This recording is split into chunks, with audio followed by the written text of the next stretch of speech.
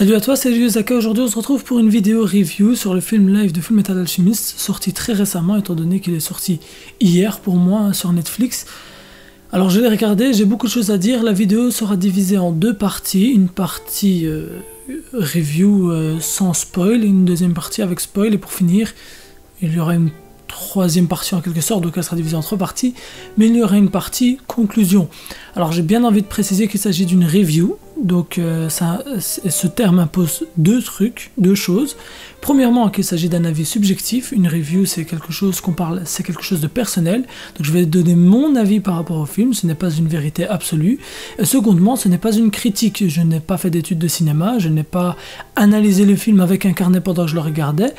J'ai regardé le film comme tout passionné ou tout fan aurait regardé un film, toute personne curieuse tout simplement, pour terminer. Et donc, si j'utilise des mauvais termes ou si j'utilise pas les termes que vous préféreriez voir dans une analyse de film, c'est que c'est normal, c'est une review et pas une analyse de film ou une critique tout simplement.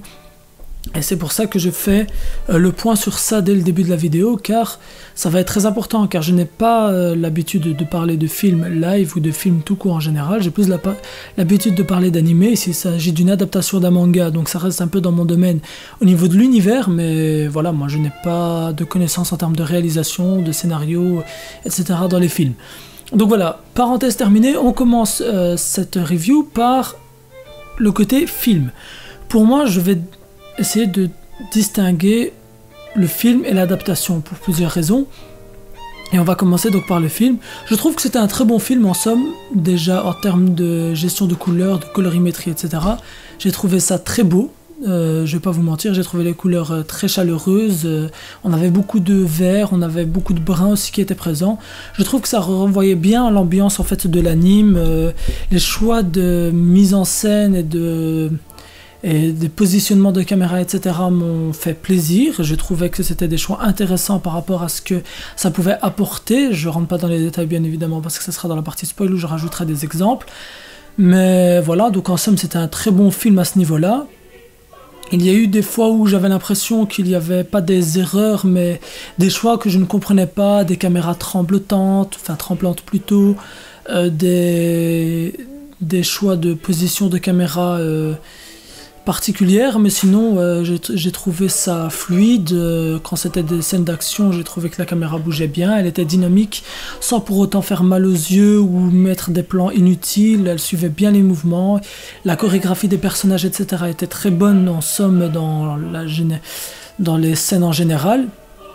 On trouve qu'il y avait quand même une qualité qu'il n'y avait pas dans les films action japonais d'antan, on va dire ça comme ça, même si on ne remonte pas non plus à une certaine époque, hein, je parle des films adaptations récents, mais là je trouve que c'était quand même un très bon... Voilà, c'était un film de qualité en fait, une qualité qu'on ne trouve pas en général dans les films d'adaptation japonais. Si je devais faire la comparaison, c'est que le film live américain de Death Note, en termes de qualité visuelle, la qualité visuelle était très élevée. Mais voilà, après, en termes d'adaptation, c'était pas forcément trop ça. Mais c'est pas une review de Death Note, et donc je n'en parlerai pas ici. Une pluche. Mais voilà, et donc sinon, en termes de choix d'acteurs, j'ai été époustouflé à certains niveaux. Alors il y a certains acteurs où j'ai été un peu plus mitigé, du genre Envy, c'était vraiment le personnage qui m'est le plus ressorti, parce que j'avais l'impression que c'était un cosplayer de la Made in Asia, c'est-à-dire que les perruques dans le film étaient en général mal choisies. En gros, les perruques étaient de mauvaise qualité, ça se voyait que c'était des perruques, ça se voyait que ça ne leur allait pas, et donc ça créait une sorte comment dire, en fait ça brisait en fait l'immersion. En fait on voyait que c'était des acteurs à cause de leur chevelure tout simplement, ça ne donnait pas le côté réel. Du coup j'aurais préféré des cheveux plus simplifiés, quitte à ne pas reprendre les cheveux des personnages tels quels que dans le manga, mais qu'on soit plus capable d'entrer dans le film. Sinon pour certains personnages, je pense à Hughes ou Roy ou Hawkeye, je trouve que vraiment, en termes de visuel, on avait l'impression que c'était vraiment les personnages du manga en vrai. Donc c'était vraiment de très bons acteurs. D'ailleurs, même l'acteur d'Edward, à certains moments, la tête, je me disais, mais il arrive à ressortir les expressions du manga, et c'était ça qui était incroyable. Donc en termes de choix d'acteurs, ils ont fait presque un sans faute. Il y a les perruques qui me dérangent et l'acteur de Envy qui je le trouvais très moyen. Mais sinon, dans la globalité, les acteurs étaient bons. Encore une fois, la colorimétrie, le choix des scènes et le scénario en général était très bon. Je trouve que le film était vraiment bien réalisé. Et la bande-son se rapprochait pas mal de la bande-son de l'anime FMA Brotherhood. On avait vraiment certaines OST intéressantes et intrigantes qui rentraient dans l'univers et le domaine un peu musique classique comme ça qu'utilisait Fullmetal Alchemist Brotherhood, avec cette partie un peu...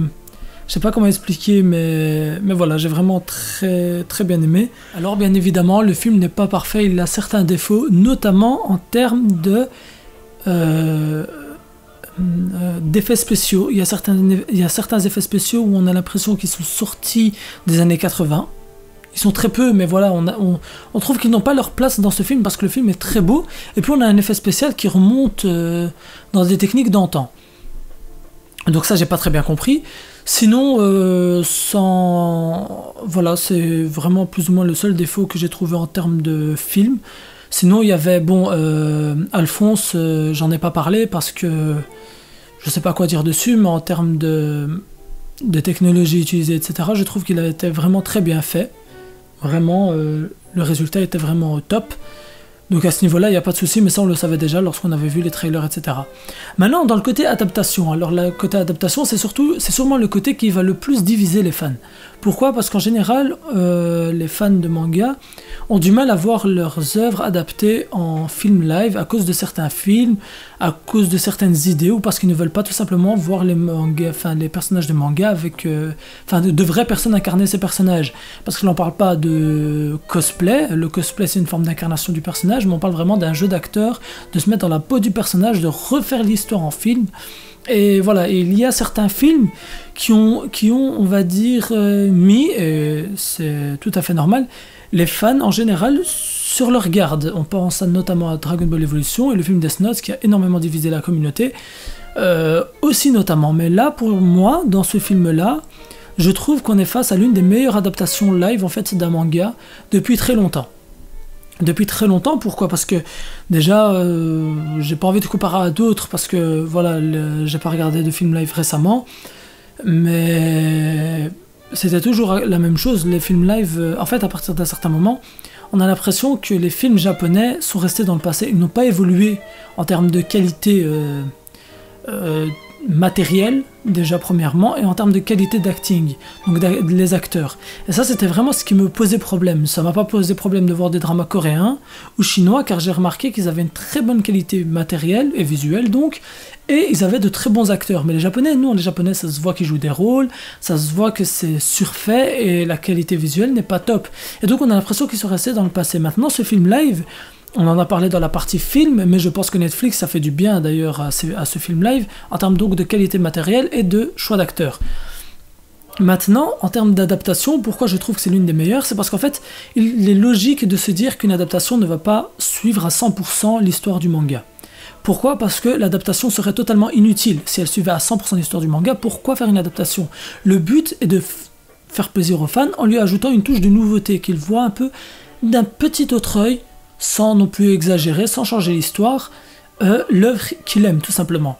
Maintenant, dans Fullmetal Alchemist, ce qui était bien, c'est que ils ont pris des libertés scénaristiques. Ils se sont fait plaisir en termes de réalisation, enfin de scénario plutôt, mais ils sont restés très fidèles au manga. Et très fidèles, pourquoi ? Parce qu'on peut remarquer qu'il y a certains textes, certains dialogues qui sont restés exactement les mêmes, et c'est ça qui est beau en fait.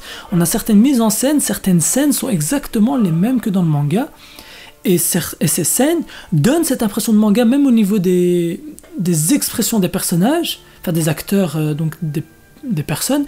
On sent que c'est très, on va dire, mangatesque, ou manguesque, je sais pas comment prononcer, mais c'était plaisant à voir d'un côté, mais pour autant on n'est pas tombé dans quelque chose de kitsch, même si ça à certains moments si on est tombé dans quelque chose de kitsch, on va pas se mentir, mais sinon, dans les grandes lignes, l'adaptation a totalement respecté les scènes les plus marquantes de Fullmetal Alchemist, ont été reprises telles quelles, avec presque les mêmes dialogues, les mêmes plans, les mêmes détails, etc.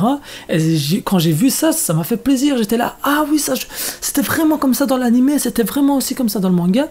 Et c'est ça qu'on veut voir dans une adaptation, sans pour autant qu'ils suivent exactement la même ligne scénaristique que le manga. Ici, on a d'ailleurs droit à un antagoniste final différent que celui dans le manga. Logique, on est face à un film de 2 heures. Impossible de mettre tous les tomes de Fullmetal Alchemist en 2 heures. Il faut bien avoir conscience de ça. Et donc, ils ont décidé de mettre un antagoniste final, mais cet antagoniste final du film ne change en rien l'histoire du manga, et s'il y a un deuxième film, il pourrait reprendre, comme si de rien n'était, la suite du manga. Et c'est ça qui est bien. Pour finir, on a un antagoniste qui n'existe pas dans le manga et dans l'anime, mais on a droit à un respect total en termes des grandes lignes et des détails de l'univers de Fullmetal Alchemist, et c'est ça qui était bien. Pour moi, qu'est-ce qui aurait pu me déranger le plus dans les adaptations, et je l'ai dit plusieurs fois, mais pendant que je regardais le film, je ne l'ai pas regardé tout seul, mais je le disais aux personnes avec qui je regardais le film, que si telle chose se passait de telle manière, j'aurais détesté le film. Pourquoi ? Parce que pour moi, ce que doit respecter absolument une adaptation, ce sont les valeurs que transmettent l'œuvre. Et là, on va passer dans la partie spoil. Il y a un indicateur de minutes qui va apparaître maintenant sur l'écran pour aller directement à la fin. Pour quand vous aurez vu le film, enfin, si vous voulez voir le film sans vous faire spoil, ou si vous n'avez vu le film, vous cliquez donc sur l'indicateur et vous arrivez directement à la conclusion. Donc maintenant, on est dans la partie spoil, vous êtes prévenus. En fait, pour moi, les valeurs de Fullmetal Alchemist, il y en a plusieurs, mais il y en a une notamment que j'ai ressentie durant toute l'œuvre, c'était ce respect de l'homme qu'a Edward, tout simplement. Je donne un exemple, enfin, c'est pas un exemple, c'est le plus important d'ailleurs, c'est le fait qu'il ne veuille pas utiliser la pierre philosophale à partir du moment qu'il sait qu'elle est faite à partir d'êtres humains. Parce qu'il ne veut pas utiliser le sacrifice d'homme pour retrouver son corps. C'est logique, et c'est l'une des choses qui était la plus belle dans Fullmetal Alchemist. Et là, ce qui se passe, c'est que dans ce film, à un moment, Edward arrive en quelque sorte à mettre la main, je rentre pas non plus trop dans les détails, même si c'est du spoil, dans la partie spoil, il arrive en quelque sorte à mettre la main sur une pierre philosophale. Il l'utilise pour aller dans l'autre, pour confronter la vérité. On a droit à cette scène, et il voit le corps d'Alphonse. Donc il peut le récupérer, la vérité lui dit tu as ramené un tribut nécessaire, mais il ne lui le donne pas. Pourquoi ? Parce que Edward du film est le même Edward que dans le manga, il a les mêmes valeurs, il ne veut pas utiliser des vies humaines pour tout simplement récupérer son corps et celui de son frère. Et c'est ça que j'ai aimé. C'est ce genre de détails importants mais qui doivent respecter l'œuvre. Quand je parlais des scènes d'ailleurs qui étaient telles quelles que dans le manga, on pense notamment à la mort de Hughes, qui est retranscrit de la même manière dans le film. On pense à la chimère Nina et Alexander qui est retranscrit de la même manière. Ce sont des moments marquants du manga, et c'est pour ça qu'ils les ont repris tels quels, parce qu'ils savaient que pour faire plaisir aux fans, ces scènes-là, ils ne devaient pas les rater.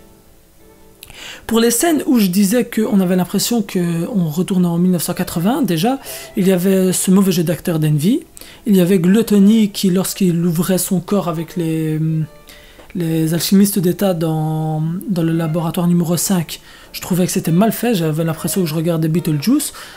Et il y avait certains acteurs qui n'étaient pas principaux, mais qui ressortaient. Sinon, dans la globalité, je trouve vraiment, en fait, j'ai ressenti que je regardais Fullmetal Alchemist et que c'était totalement plaisant en fait, que ce soit du côté du film ou du côté d'adaptation. C'est la fin de la partie spoil, on arrive à la partie conclusion pour pas trop alourdir la vidéo.